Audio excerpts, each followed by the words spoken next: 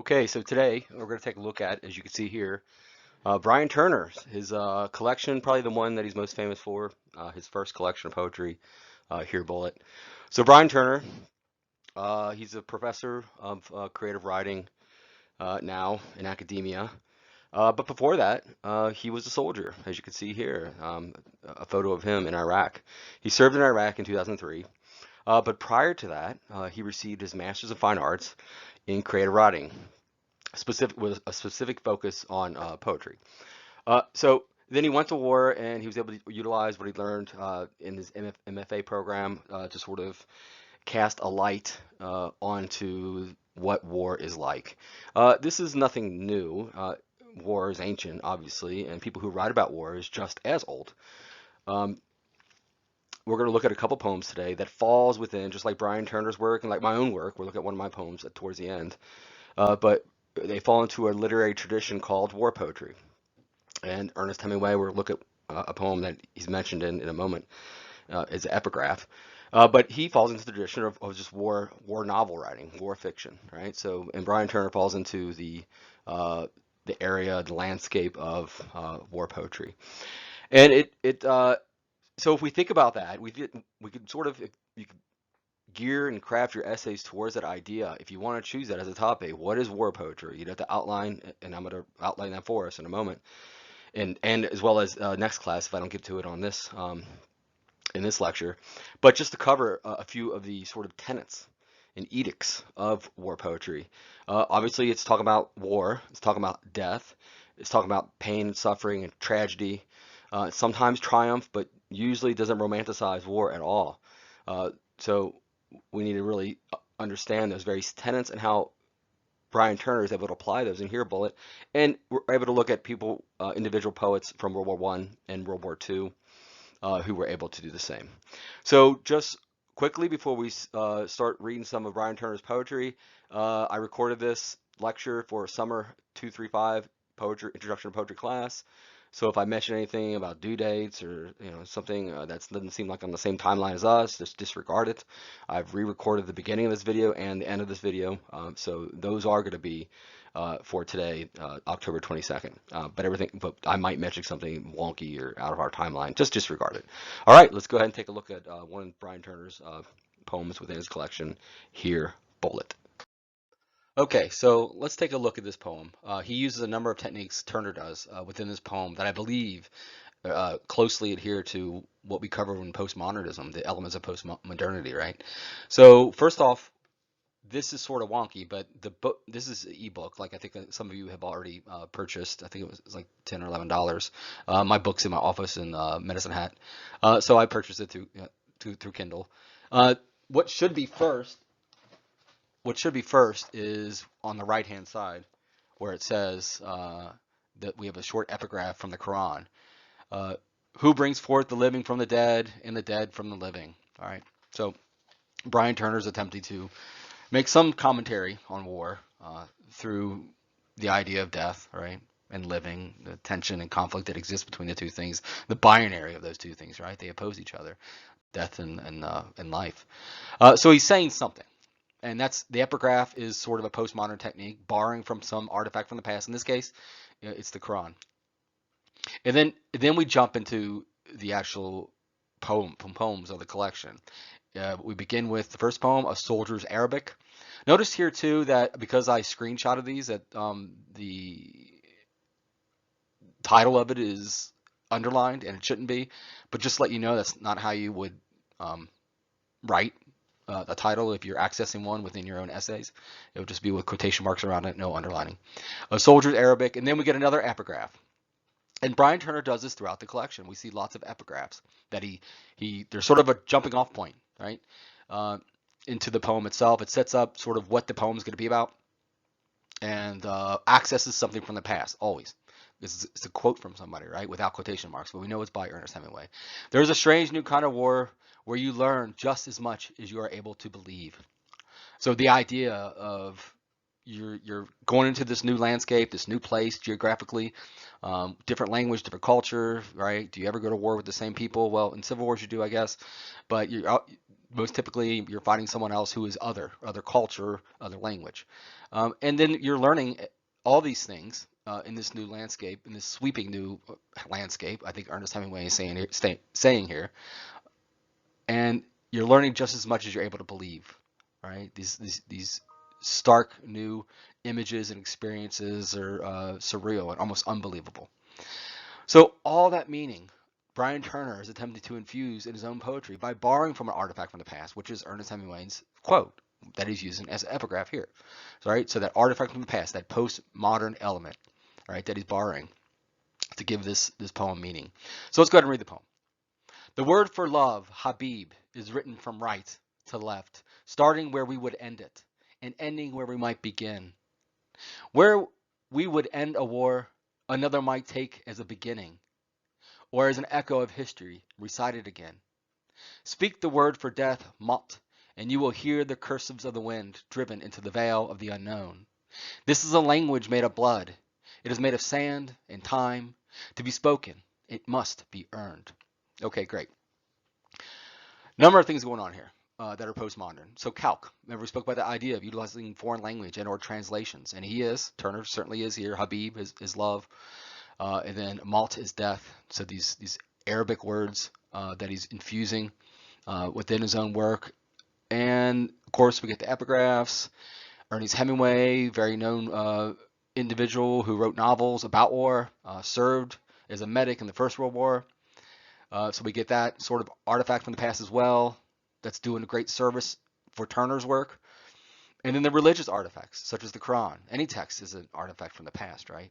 Using it to thrust forward meaning, whatever that meaning is from the Quran. So as to what service these elements are doing for the poetry, one reason goes back to the type of poetry Turner is writing. What is called poetry of witness is what he's doing here. Throughout history, some poets have felt a moral or ethical imperative to bear witness to their poetry, in their poetry, to events such as war, genocide, racism, corporate greed, dictatorial tyranny, and other acts of injustice. So think about the poet in this instance being an eyewitness to events that bear memorializing. Turner, as the poet of witness, is blending all those postmodern elements in order to immerse the reader into that world he witnessed, to make it come alive through all the artifacts of the past. Poetry of witness, too, captures the concepts / actions of the individual, something I address at the end of this lecture, especially remarking on postmodern's will to destroy grand or meta-narratives, but we're talking about them more later. Another passage I like to outline to a greater degree of what exactly the poetry of witness does is within a book I've had for years called Poet's Companion. So I'll go ahead and read a short passage. How they define poetry of witness and give us a sense of what it is. In a sense, all poems are poems of witness. They record what it's like to be alive, set down what is passing and irrevocable. They say this happened, or this is what it felt like, or this is who I am, who she was, what they stood for. And also, of course, this is what never happened according to a person who will never exist. Those poems bear witness to the imagination, to the endless human capacity for creative invention. Okay, this happened. War happens. Brian Turner, through being a soldier, was also a distant correspondent for us, right? A news correspondent, capturing the images through poetry, infusing them with simile and metaphor so we have greater beauty and understanding and more persuasive in nature in that way. Let's take a look at another poem. Brian Turner's poetry reminds me of a number of individuals who were famous war poets and fall into what we might put as a subgenre of war poetry itself, calling it that, right? So Rainer Jarrell, very famous, giant collection of poetry he collected. And he was a war correspondent in World War I and II. So he saw a lot of stuff. And he tried to capture it as best as he could in his poetry. And some of the images, some of the way that Brian Turner writes and casts the image, the macabre and stark images of war, reminds me a lot of Jarrell. And surely, Brian Turner, he's an educator now. He teaches at college, university, and teaches in the MFA program of teaching other individuals how to write poetry. He would have been highly cognizant of Jarrell's work and would have borrowed his style. Um, so let's go ahead and read it. Protocols, Randall Jarrell. Birkenau, Odessa, the children speak alternately. So we get this parenthetical title. You get the title, Protocols, and then you get the parenthetical title, all to infuse meaning. So notice we're going to get two voices. In the parenthetical title, they tell us that the children speak it alternately. We went there on the train. They had big barges that they towed. We stood up. There were so many, I was squashed. There was a smokestack. Then they made me wash. It was a factory, I think. My mother held me up, and I could see the ship that made the smoke. When I was tired, my mother carried me. She said, "Don't be afraid." But I was only tired. Where we went, there was no more Odessa. They had water in a pipe, like rain, but hot. The water there is deeper than the Rold. And I was tired and fell in my sleep, and the water drank me. That is what I think. And I said to my mother, "Now I'm washed and dried." My mother hugged me, and it smelled like hay. And that is how you die. And that is how you die. So some beautiful things going on here, some sort of macabre and categorized and maybe even ugly situation that they're in. These characters, both the two narrators, we get two speakers or two narrators within this poem, these two children.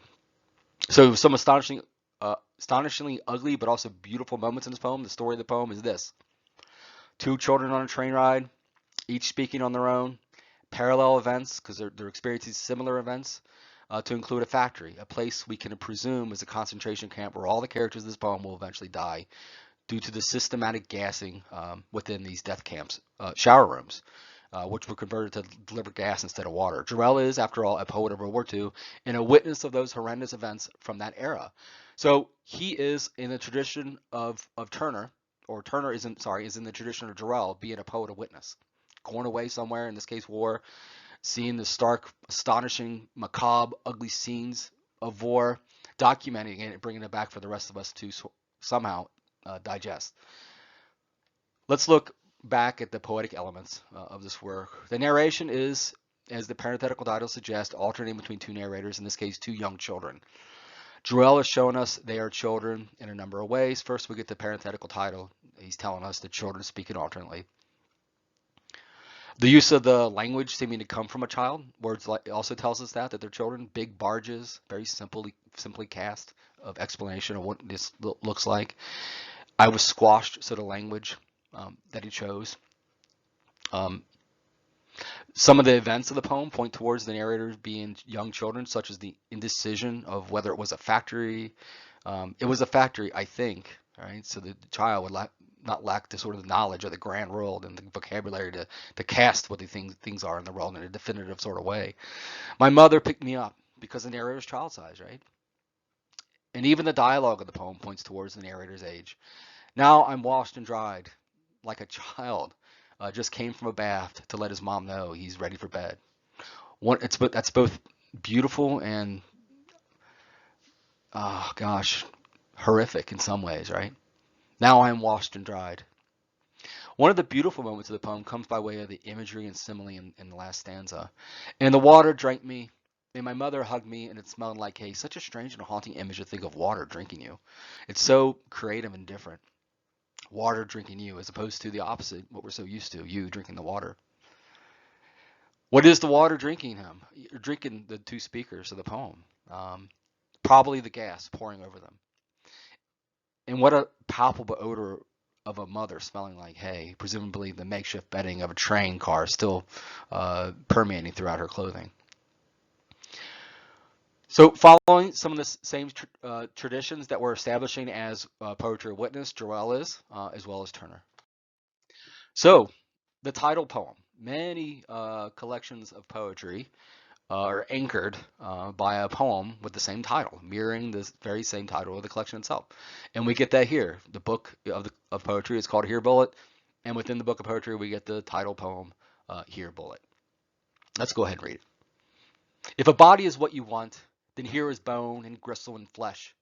Here is the clavicle snapped wish, the aorta's open valves, the leap thought makes as a synaptic gap, Here is the adrenaline rush you crave, that inexorable flight, that insane puncture into heat and blood. And I dare you to finish what you've started. Because here, bullet, here is where I complete the world you bring, the word you bring hissing through the air. Here is where I moan, the barrel's cold esophagus, triggering my tongue's explosives for the rifling I have inside of me. Each twist of the round spun deeper, because here, bullet, here is where the world ends every time. All right, powerful stuff going on within this poem. So some torqued language in the poem. Clavicle snapped, wish is great. Could have easily said, Turner could have said shoulder bone. But he's given us some sound here, and he's given us some imagery. Clavicle snapped, right? That's snapped. Sonically engaging. But this torqued language is more sonically engaging and more precise, using the clavicle instead of shoulder. The inexorable flight, that insane puncture, and then the speaker narrator directly challenges this inanimate object, this bullet, where Turner is actually making the bullet a person by anthropomorphizing it. That is, giving it human characteristics and taunting it. Here, bullet, I dare you. Yeah. Other torqued, sonically engaging language and evocative imagery starts. You can see. Let's start halfway down the poem. Because here, bullet, here's where I complete the word you bring, hissing through the air. Here's where I moan, the barrel's cold esophagus. It's beautiful language, beautiful imagery. The barrel's cold esophagus, to think of the barrel, to have this pipe within it. It is this pipe, right? Triggering my tongue's explosives for the rifling I have inside of me. Each twist of the round spun deeper, because here, bullet, here's where the world ends every time. So, almost as if the soldier, as we know Brian Turner to have been in a time of war, and the speaker as well, they're very sort of married up in that way. I know we attempt to say that the speaker is not necessarily the writer or the author, but we know they're close here. There's a certain anxiety that comes with being at war. I was deployed to Iraq at the same time as Brian Turner in 2003 as part of the Marine Corps. And you get over the fact of being shot at some point. You have to. And either you enter some level of anxiety, or you want to fight back against those bullets, which is certainly what he's doing here, giving it pushback by making it sort of this living thing, and then saying, here, bullet, if you want this, you come and get it, right? So some interesting things going on in this poetry. All right. Next poem by Brian Turner within the collection, Here Bullet, Body Bags. Interesting title. Already has its own built-in image that's attempting to communicate something to us along the lines of death, most likely. Or the actual idea of begging for something. Let's go ahead and read it. A murder of crows looks on in silence from the eucalyptus trees above, as we stand over the bodies, who look as if they might roll over, wake from a dream and question us about the blood drying on their scalps, the bullets lodged in the back of their skulls, to ask where their wives and children are this morning, and why this hovering of flies, the taste of flatbread and chai, gone from their mouths as they stretch and rise, wondering who these strangers are, who would kick their hard feet, saying, last call, motherfucker, last call. All right, sorry for the graphic language. Powerful poem, both in this language and what it's attempting to sort of show us, right? As a poet of witness, as he has witnessed this sort of, scene. So let's look at some of the language Turner's intentionally infusing in order to create an effect of death. We get what a grouping of crows are called in real life, a murder of crows, right? So that idea of death, bodies, you think of bodies, you think of death. The title of it, Body Bags, death, blood, death, scalps. Do we ever get the word scalp? Unless you're talking about someone getting scalped, or you're having some sort of problem with your own scalp, right? So that's death. The idea means scalped. Bullets lodged in skulls, of course that's death. We get morning as in dawn, right? The idea of it being morning time or dawn. But certainly alludes to mourning as a homophone of mourning, right? Mourning is in mourning one's death, mourning, as a homophone of morning. They sound the same, but have separate definitions. And finally, last call at the end of the poem. Something you would hear in a bar, but in this case refers back to their last call of life. Last call, mother effers. Last call. Interesting here too is the idea of the murderer crows looking on, as if they are the poet or witness. I think he does this in a number of poems. We're going to look at one in a moment, but he allows something else to be the witness, and the poet is allowing here a murder of crows look on in silence. They're looking at this scene unfold, right? Almost as a fly on the wall. In this case, a murder of crows uh, perched in a eucalyptus tree. Okay, here we go. As promised, another connection. As we had in the prior poem, Body Bags. Turner does something similar here, as he did in Body Bags, whereby we get the imagery of birds who are almost the onlookers, the witness of war, the observers, as we see reflected in the poem's title, even observation post number 71. Notice too the tension that exists between the beauty of the first and beginning of the second stanza, and how that contrasts to milk cows bellowing in a field of trash. So the first stanza, owls rest in the vines of wild grapes, eucalyptus trees shimmer, and from the minaret a voice. Each life has its moment. The sunflowers lift their faces toward dawn, and then we get a contrast with as milk cows bellow in a field of trash. Turner seems throughout these poems to somehow temper or balance out the pristine with the ugly or coarse image, which is ultimately a technique to reveal the harsh reality of war. It is both great because you're enacting your nation's policy in order to effect honorable change in this world by going to war, and it's deplorable wars because there will ultimately be death. It seems that Brian Turner is observing here. Okay, another Randall Jarrell poem, another famous poem by Randall Jarrell, Death, highly anthologized, The Death of a Ball Turret Gunner. The Death of the Ball Turret Gunner.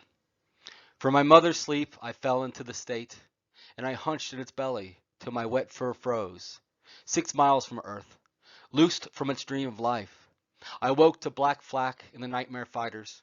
When I died, they washed me out of the turret with a hose. Wow. Some interesting things going on here in this very small space. 5 lines. Like the strong narrative voice and stark imagery within Body Bags and many poems throughout Here Bullet. Jarrell is accessing two stark images in order to demonstrate for the reader the callousness of war, to show through its violence how exactly it affects the human condition, that is war. All things the poem a witness must do to preserve some action from the past by memorializing it into print. Not memorializing it in a way that is celebrated, but in a way that states, this happened. I saw it. I can't unsee it. So here you go. Now you see it too. And surely Jarrell had done this as a predecessor to Turner, and as Turner is doing this as a tradition of the poetry of witness. So we get the beginning and the opening lines. From my mother's sleep, I fell into the state. So let's just sort of define, in case we don't know, what a ball turret is. A ball turret gunner is an extension of that. So the bombers of World War II had to have defense. So they had guns positioned on their wings and pointing forward, but they also had under the belly of the bomber a round swiveling turret, right? It could swivel. It had two, it was a double barrel gun, machine gun, and their sole job was to cover the flank and the sides as well, but where the fire planes would come up and attempt to destroy the bombers before they were able to deliver their precious package to wherever target they had. And often they were highly exposed, the ball turret gunners were, because they had no defense other than themselves. And when they were out of bullets or ammunition, or they were in the midst of reloading, they were highly susceptible to being shot and killed. If you ever saw the movie, Memphis Belle, they sort of addressed the idea of ball turret gunners within it. So it was very cold.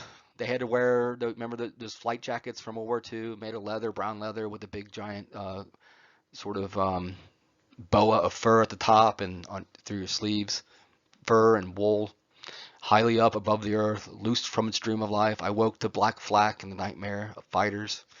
So they shot and killed him. When I died, interestingly enough, this voice from the past, right? When I died, this person is a witness of their own death. When I died, they washed me out of the turret with a hose, right? So this callous act of, well, yes, he died. Maybe we're sorry for that. Maybe we're not. We got to get him out of there, clean it up, put another ball turret in, and get ball turret gunner in and get back to work, all right? Because the war's not going to stop because of one person's death.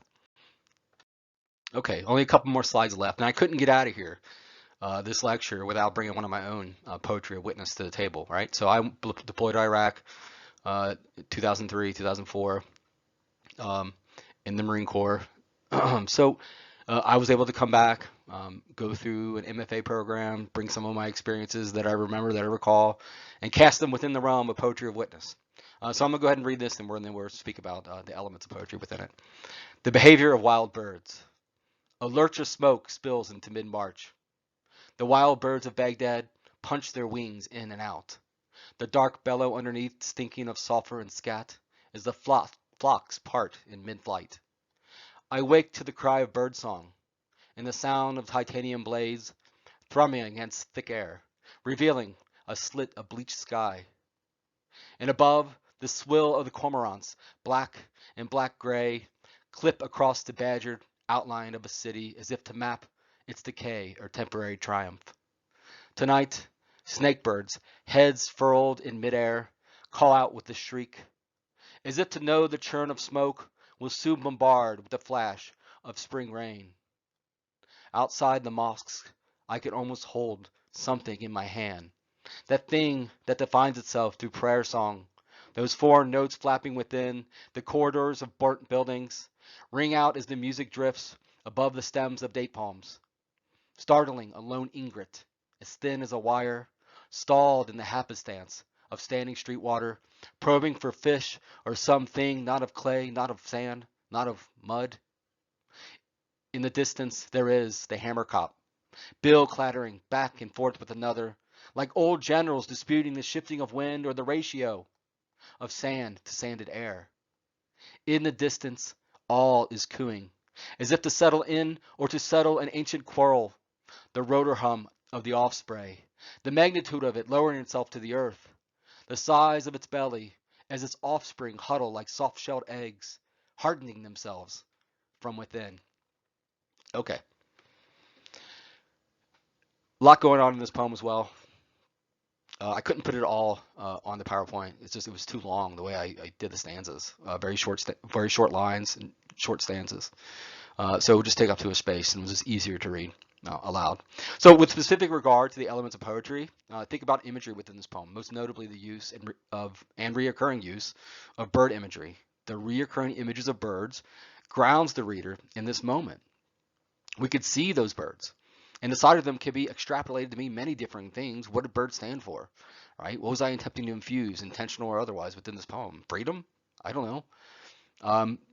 I know I was attempting to pull in the reader by actually offering them images of this land, this landscape, this country, their culture, but they're also nonetheless vivid in their appearance within the poem, these birds. It is also set up, it's also here, the birds are to set up the final stanza, the end effect we spoke about, how the poet leaves us with a certain tone, how the poet leaves us with a certain ambiguity as to what happens next, or a certain emotion. Within this poem, at the end, I set up throughout the poem the idea of birds as a recurring theme, these images, right?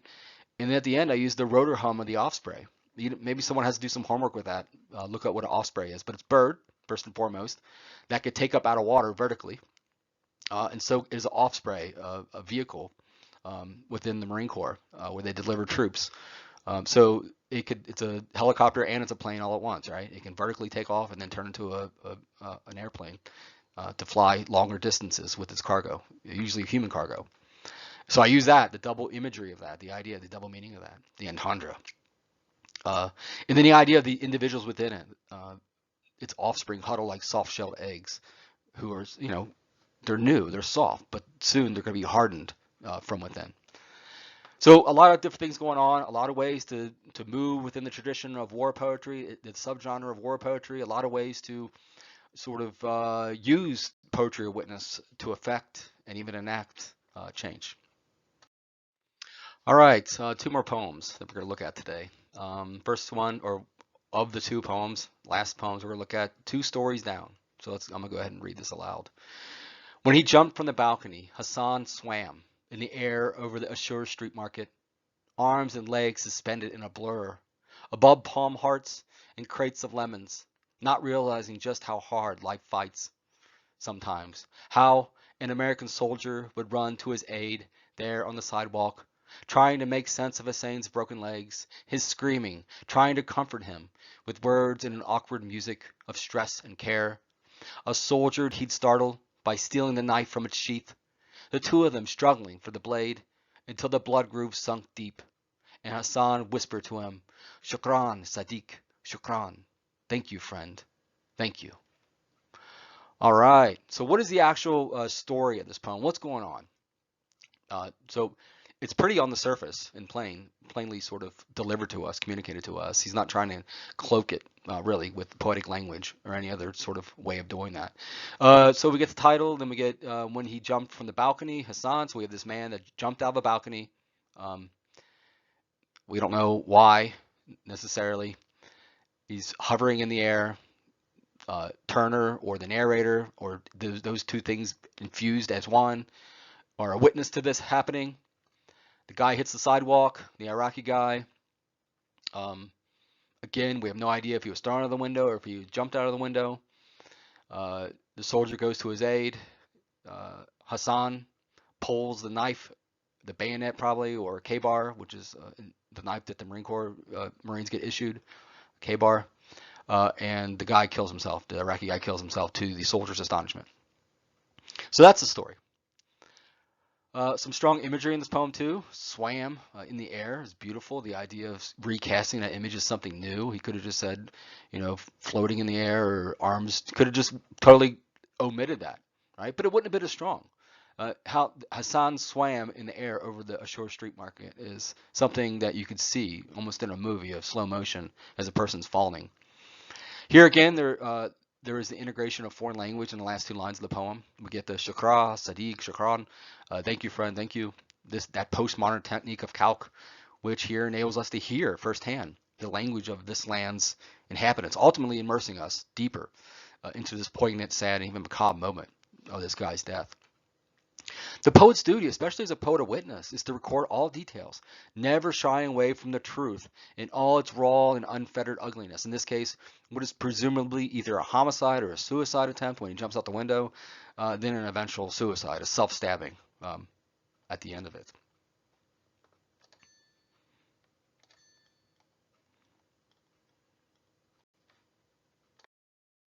Notice too, I just want to reference real quick the last poem that we spoke about, two stories. The double meaning of two stories. Right, you get two stories, which is its literal meaning, or the size of the building. This individual falling two stories, right, down to his injuries and then his eventual death by stabbing. And then the two stories, the Iraqi man story, as well as the narrator of the story, the soldier, and how their two stories are intersecting. I just wanted to touch on that before I move on. All right, so here we get the last poem that I'm going to look at today is Eulogy. So I'm going to go ahead and read it, then we're going to talk about it. It happens on Monday at 11:20 a.m. as tower guards eat sandwiches and seagulls drift by on the Tigris River. Prisoners tilt their heads to the west, though burlap sacks and duct tape blind them. The sound reverberates down concertina coils, the way piano wire thrums when given slack. And it happens like this. On a blue day of sun, when Private Miller pulls the trigger to take brass and fire into his mouth, the sound lifts the birds up off the water.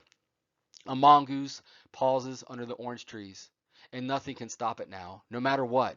Blur of motion surrounds him, no matter what voices crackle over the radio in static confusion, because if only for this moment the earth is stilled, and Private Miller has found what low hush there is down in the eucalyptus shade, there by the river. And then we get the sort of mentioning of PFC, B. Miller, and his birth and his death. So PFC stands for Private First Class. It's one of the lowest ranks. Private being the lowest rank, it being you get promoted to Private First Class from private. So one aspect of postmodern literature, if you recall, is slightly touching on at the beginning of this lecture, is the idea of obliterating grand or meta narratives, but instead focusing on the individual's plight. In the death of a ball turret gunner, Jarrell, coming out of the modernist literary style, doesn't give the ball turret gunner a name, and certainly doesn't commemorate his death, but treats it as just another common person dying. Even the title, Death of the Baltimore gunner, not death of a Baltimore gunner, as if to allude to the reader that this is just a common act of war, and in his death, another Baltimore gunner waits in the wings to take his place. Turner, however, is in a way, and as the title of the poem underscores, eulogizing PFC Miller, giving us the grisly details of all that is going on in both the poem's backdrop, but also to a dying soldier who takes his own life. This eulogy is seen not only in the title, which is titled Eulogy, but also the date stamp of his death in the lower right-hand side of this poem, almost as if there is a lone gravestone. Remember, too, in terms of what you can write about for our short essays in the future, especially with regard to Here Bullet, comparing other war poetry to Turner's. You can do that, comparative literature.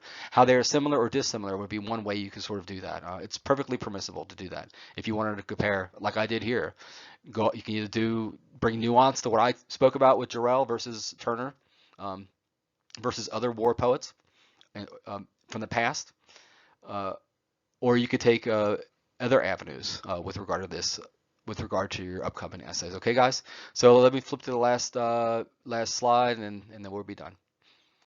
Okay, we've covered quite a bit of landscape with regard to what the traditions, the literary traditions are of war poetry. Namely, you're a witness, a poetry of witness, like Brian Turner was, like I was when I served in Iraq in 2003. The idea of being able to view these tragic, sometimes atrocities unfolding in front of you, and wanting to cast that into the written world so that others can understand the tragedy and not want to perpetuate war. But so we'll just bear that in mind. We're going to talk about that more extensively in our next lecture, which will be just looking at the timeline here. Today's October 22nd, so October 27th, review Here Bullet continues. So our next lecture will be on the 27th. And then just a little more housekeeping. I'm just looking ahead, the 29th. Students comment on open-ended question number 3 via Blackboard. So on the morning of the 29th, I will have sent you instructions on how to do that. Email me anytime, as always, if you have any questions, concerns, or points of clarification. If not, I shall talk to you next week for our next lecture on Here Bullet. Thank you. Bye.